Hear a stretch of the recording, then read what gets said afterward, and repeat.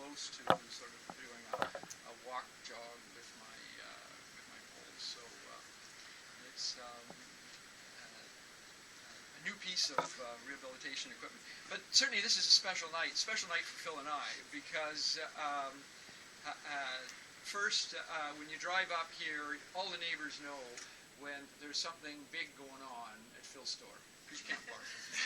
And that it's amazing that you're 25 of a group of 200 in a run clinic, which is absolutely, amazing. That, and as Phil said, that we've been setting up educational, or Phil has, and I've just been a part of it, came along for the ride, but this has been the 25th year that out of this store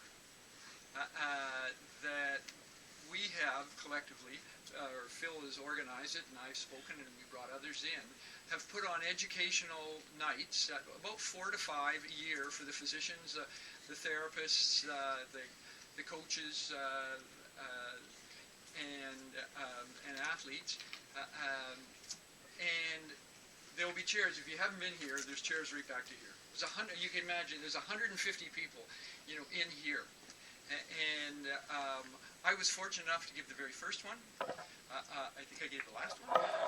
Holds the record for the most people at 143, I think it is. So, but Phil has just been tremendous in terms of promoting sports medicine and and exercise medicine, promoting women in sport, and in terms of fitting in with us in terms of research. And currently, we're running a study out of this store, 104 men and women, where we've measured all their biomechanics, and then have randomly assigned them to the buzzword of the running community now, worldwide, is minimalism. That's the shoes that mimic barefoot running. So what we've done with these 104 athletes, they start off here. They train 3 days a week doing sort of endurance tempo work, 1 day a week out at UBC on the track. We train them for, I got a great team of run leaders, and thanks to the store, and thanks to you, we train them for 12 weeks, and at the end of this, they're going to run the Fall Classic, a 10K. We did the similar concept last year, where we had 109 women preparing virtually for their first half marathon. They'd been sort of sun run finishers, and we then, again, measured their biomechanics, knew what kind of a shoe they should have, but then went to Nike and said, we want your best motion control shoes from the rack, we want your best stability shoe, and your best shock absorptive shoe. And then and nobody had ever done it before. And I kind of gave myself a shake, and I'd wake up at night kind of shivering, like nobody has ever done this, where we have now randomly assigned these shoes. You may have the flattest foot, and instead of us giving you a motion control shoe, we're going to give you a curve-lasted shoe for somebody with a really high arch foot. And then just like this other study, every day we would hear from you or from the athletes the amount of pain they've got, any injuries they've got, what's their function, and how did they do. Well, in that study, we ended up virtually killing the motion control division, the current one, at Nike at Beaverton, Oregon. Because that shoe that they developed, the pendulum just swung so far over in terms of stability. The shoe was just too much for even those that had the high arch foot. And anybody that was in that shoe, or a good number of the people in that shoe, got injured. And for the first time ever in doing research now for the last 35 years, we made the first page of the New York Times about this study. It was as soon as we sent it to the British Journal of Sports Medicine, they said, we've accepted it. We've accepted it because nobody has ever done this. And all of that was done with Phil's support, getting the shoes in, doing everything and coordinating the program for us out of here. And so, when I think of you being a part of a clinic, of 200, And that just takes me back. That was 25 years for the store and Phil. Well, 40 years ago, myself and a friend started the Vancouver Marathon. At that stage, we had just started, 6 of our friends, because we were orphans. We didn't have a club, and there was no road running club. And I'd finished my competitive track running. I wasn't going to make the Olympics as a track runner, but I finished my football career up at Simon Fraser. So talked to a few of the friends that I'd met down at Stanley Park and said, we should start a road running club. And they said, well, Jack, that's, yeah, let's do that. And then as we started, a few months later, they said, there's going to be a marathon. We should put on, the Vancouver Marathon. And my preparation, my clinic, like your clinic, I ran a 6-mile run, I ran a 10, each weekend. I ran a 12, I ran a 16, and then the next weekend I showed up, and believe it or not, it was 32 runners in the first Vancouver Marathon. That was my clinic, my preparation, and it's come, a long way. In those days, we definitely ran in minimalistic shoes, and you look at the shoes that, the little plimsoll shoes that we ran in those days, and so that. The whole area of sports medicine, for Doug Clement and myself, which were the first here and the first to start a sports medicine clinic in, certainly in Canada, probably, there was one down in Eugene, Oregon, associated with the University of Oregon, that we all went down and kind of learned from. But we were lucky.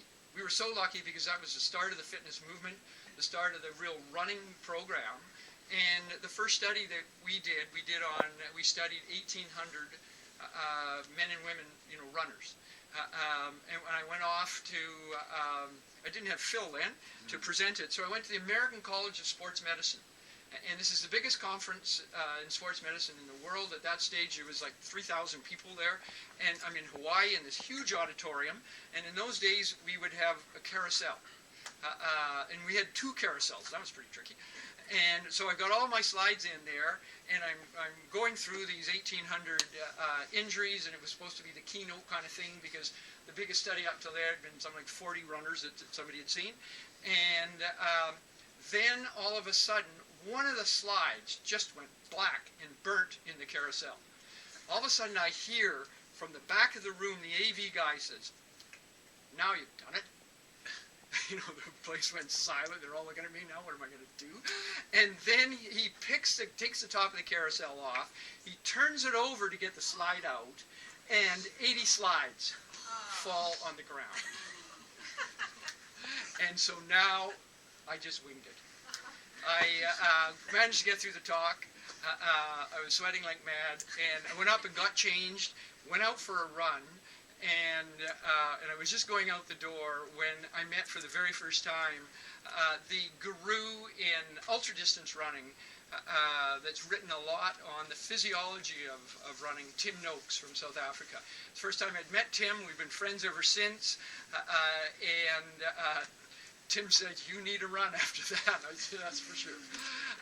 But that started, what we have, what we have done. And then during that period of time, my wife and I, and brought my partner in, we started the Sun Run. I was a race director for whatever it was, 19 years. And during that time, as we look at this, the data now from runners, participants, and injuries and so on, what we've seen is the number of women go like that. The number of men drop off like that. And so now we're, the shoe companies, we do a lot of work for the last, at least decade. That we have done 2 or 3 projects a year with Nike. But all the other shoe companies use that kind of data that we've developed here out of Vancouver and out of the Sun Run to look at the trends and what kind of running injuries.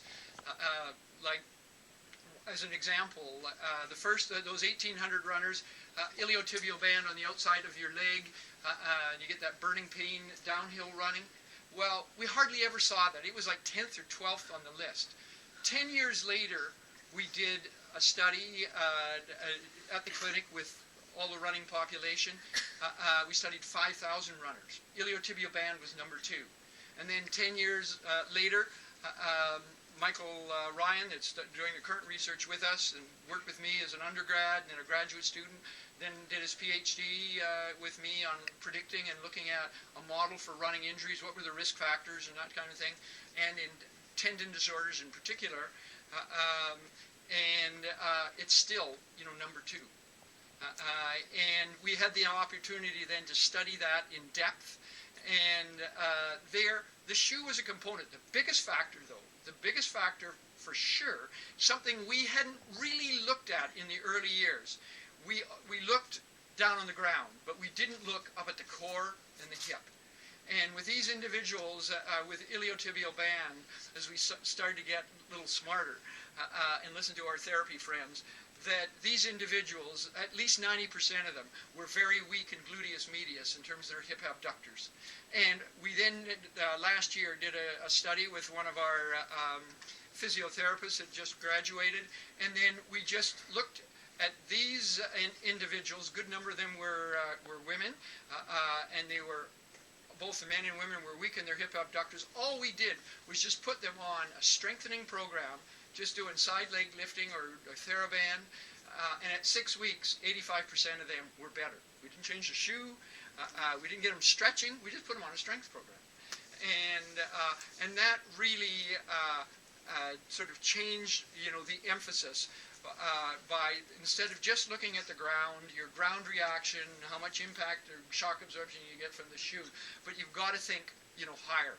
And that we realize how important strengthening is. I mean, you would have thought that I would have been smart. I spent years as a football player, and I was always the joke. Up at Simon Fraser, they'd pull Jack when we'd get the high school recruits coming in, and they'd bring me into the room, and they'd bring in a friend of mine. This guy is, he's 6'11", he's 300 pounds, and he played now 10 years in the CFL. And they say, look at Gary. Gary's been a part of our strength training program. Look at Jack, who's a defensive back and what have you. He doesn't go into the gym at all. And I'm in my mind, I'm saying, like, hell, I'm in this gym all the time. But I spent so much time trying to get bigger. But we didn't, in the early days, as a competitive runner, once I stopped playing football, I didn't do strength training anymore. I hardly stretched until I now have to stretch. But now we realize it's just critical to be strong in your quads, to be strong in your hip abductors, in your calves. So thanks to Phil in terms of giving us this medium to be able to spread the word, to be able to do the research studies, and to particularly to be able to have 200 women out running. To me, that's tremendous. Every year I go and I speak in the Sun Run clinics, a number of them. Even when I was doing for the 4.5 years I was a CMO for 2010, I would still make sure I got out to a number of the Sun Run clinics. I never spoke to a group that was this size, ever. The Sun Run, we got 82 clinics, but I think the biggest is like 120. So thanks to you, thanks to Phil. It's been a blast, and all the best. That you've got a great group, and what's everybody training for? Fall Classic. Fall Classic? Same run as the other study. Yeah, you'll see all the people in their 5 fingers and the Nike Freeze and so on, and I'm sure there'll be the talk of the town. I know there'll be lots of cameras and everything else out seeing exactly how these minimalistic shoes go, the barefoot runners. But thank you. It's been an honor to come down and talk to you. Thank you. This man is the best, and this staff is. Thank you. Thank you, Jack. And congratulate Jack on his one daughter, K2, played on the national team for 120 caps or so, who is now studying as an orthopedic surgeon. His other daughter just got her PhD today out of Queens in native art history. Yeah. And native art history. First Nations, a female artist in art history. And made one of the adjudicators cry, which you're in good shape right now. So I got his email just before he came. So congratulations.